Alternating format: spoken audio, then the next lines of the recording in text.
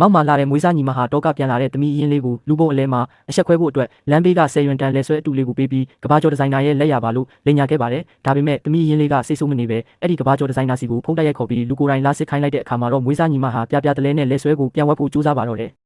ဒါပေမဲ့နောက်ကျသွားပါပြီ။သမီးအရင်လေးကလဲဆွဲကိုလူယူပြီးဒီဇိုင်နာကြီးစီပြလိုက်တဲ့အခါကဘာကျော်ဒီဇိုင်နာကြီးကဒေါသတကြီးနဲ့နင်ကဘာကောင်မမို့လို့ငါနာမည်ကိုသုံးပြီးလိန်ရဲတာလဲငါရဲ့ဂုံတိတ်ခါညှိုးနှွမ်းစေမှုအတွက်နင့်ကိုရွမ်9 တန်းနဲ့အခုချက်ချင်းတရားစွဲမယ်ဒီရောချင်းငွေတွေကိုတော့ငါရဲ့ညီမလေးအတွက်မုံဖို့ဖြစ်ပေးလိုက်မယ်လို့ပြောလိုက်ပါတော့တယ်။တမိသားစုလုံးဟာနေရာမှာတင်မင်းသက်သွားကြပြီးသူတို့တောင်တွေ့ဖို့မလွယ်တဲ့ကဘာကျော်ဒီဇိုင်နာကြီးကပါလို့ဒီတော့သူမလေးနဲ့မောင်နှမအရင်လိုရင်းနှီးနေရတာလဲဆိုတာဘလို့မှနားမလည်နိုင်တော့ပါဘူး။တကယ်တော့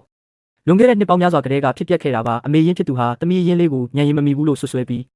ရဲရဲဆက်ဆက်တောရွာတရွာစီလှုပ်ဝက်ဆွန့်ပစ်ခဲ့ပါတယ်ပြီးတော့လူတွေကိုတော့တမိလေးလမ်းပြောက်သွားရှာတယ်လို့လိန်ညာပြီးအစားထိုးဖို့အတွက်တခြားမိန်းကလေးတစ်ယောက်ကိုမွေးစားသမီးအဖြစ်မွေးစားကအမှန်တရားကိုထာဝရဖုံးကွယ်ထားခဲ့ပါတယ်ဒါပေမဲ့အဖွားဖြစ်သူကတော့မြင်းမလေးကိုရှာဖွေတာလုံးဝမရက်တန့်ခဲ့ပါဘူးအဖွားဖြစ်သူဟာမြင်းမလေးရဲ့တည်င်းကိုရလိုက်တာကြောင့်တမီးအရင်လေးရဲ့အကိုအကြီးဆုံးကိုတောရွာထဲစီတွားရောက်ခေါ်ဆောင်ခိုင်းခဲ့ပါတယ်အကိုကြီးရောက်သွားတဲ့အချိန်မှာတော့တမီးအရင်လေးဟာခြံထဲမှာဟင်းသီးဟင်းရွက်နဲ့ပန်းပင်တွေစိုက်နေတာကိုတွေ့ပြီးကြေးတော်သူဆုပ်ဆုပ်လေးအဖွားသာအတင်းမလွတ်ရင်နင့်ကိုငါညီမလို့လုံးဝအတိမတ်မပြုဘူးလို့နှာခေါင်းရှုံစော်ကားပါတော့တယ်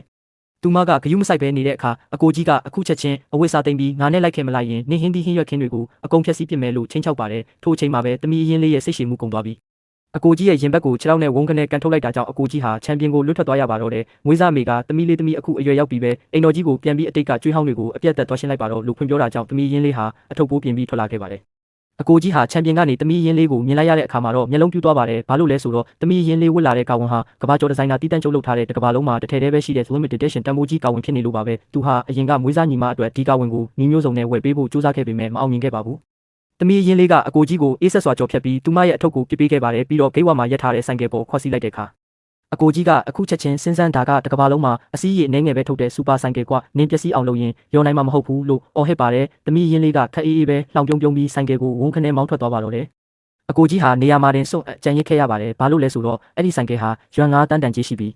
သူကိုယ်တိုင်တော့မဝယ်နိုင်တဲ့ကဘာအစင်းမြင့်စိန်ခံဆိုင်ကယ်ဖြစ်နေလို့ပါပဲတော့သူမလေးကဒါကိုဘလို့ပိုင်ဆိုင်ထားတာလဲဆိုတာသူမတွေးတတ်တော့ပါဘူးအိမ်တော်ကြီးကိုရောက်တဲ့အခါအမေရင်းနဲ့မွေးစားညီမတို့ဟာတမီးရင်းလေးကိုအစွမ်းကုန်နှိမ်နှင်းဖို့စောင့်ဆိုင်နေကြပါတယ်မွေးစားညီမကအိမ်စီတွေကိုဒီတော့သူမကယဉ်ကျေးမှုမရှိဘူးငါနဲ့ရှင်ရင်အောက်တန်းစားပဲလို့ဝိုင်းဝန်းလောင်ပြောင်ခိုင်းတယ်လို့အမေရင်းကလည်းဒီအိမ်မှာနေချင်ရင်ငင်းငင်းတက်တက်နဲ့ခိုင်းတာလို့ဒါမှနင့်ကိုထမင်းကျွေးမယ်လို့တတိပေးချင်းချောက်ပါတယ်တမီးရင်းလေးကတော့သူတို့ရဲ့ပြဆက်ကိုအေးဆေးစွာထိုင်ကြည့်နေပါတယ်မွေးစားညီမကတမီးရင်းလေးလန့်သွားပြီးအောက်မေ့ပြီးခုနက10 ရွမ်တန်လဲဆွဲအတူကိုထုတ်ပေးကဒါကကဘာကျော်ဒီဇိုင်နာရဲ့လက်ရပဲနင်လိုတော့သူမကဒါမျိုးမြင်ဘူးမှမဟုတ်ဘူးဆိုပြီးအဆက်ခွဲဖို့ကြိုးစားပါတယ်ထို့အချိန်မှာပဲတမီးရင်းလေးကပက်ဆက်ဆက်ပြုံးပြီးဒါက10 ရွမ်တန်အမိုက်ပဲဟာဘဲကဘာကျော်ဒီဇိုင်နာကဒီလိုအောက်တန်းစားပစ္စည်းကိုမထုတ်ဘူးလို့ပြောင်းကြလောင်ပြောင်လိုက်ပါတော့တယ်အကိုကြီးကနင့်အမေနဲ့ညီမလေးအပေါ်ရိုင်းဆိုင်လှကြည်လားလို့ဝင်អော်တဲ့အခါတမီးရင်းလေးကဒေါသထွက်မနေပဲအကိုကြီးကိုခြေထောက်နဲ့ဒုတိယအကြိမ်ဝုန်းကနေထပ်မံကန်လွတ်လိုက်တာကြောင့်အကိုကြီးဟာနေရန်ကိုစောင့်ပြီးလွင့်ထွက်သွားပြန်ပါတယ်အမေရင်းကဒေါသတကြီးနဲ့နင်းဆုံးမလို့မရတဲ့မိန်းမဆိုပြီး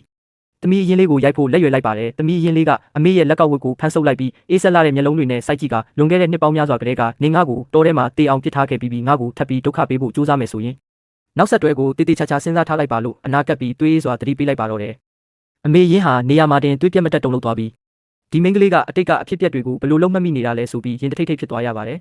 မွေးစားညီမကတော့အကွက်ရွှေ့ပြီးကျမကစေတနာနဲ့တန်မိုးကြီးလက်ဆောင်ပေးတာကိုသူကအကြမ်းဖက်တယ်လို့ငိုယိုပြပြီးတမီးရင်းလေးရဲ့နာနာကိုကက်ကဒီအိမ်ကစီးစိမ်တွေအကုန်လုံးကငါအပိုင်ပဲနင်လိုတော့သူမအယူမမှာဘာခွင့်ရေးမှမရှိဘူးလို့တိုးတိုးလေးချင်းချောက်ပါတယ်တမီးရင်းလေးကတော့တင်းငိမ့်စွာပြုံးလိုက်ပြီးသူမရဲ့ဖုန်းကိုထုတ်ကာအဲ့ဒီကဘာကျော်ဒီဇိုင်နာကြီးစီကိုဗီဒီယိုကောတိုက်ရိုက်ခေါ်ဆိုလိုက်ပါတော့တယ်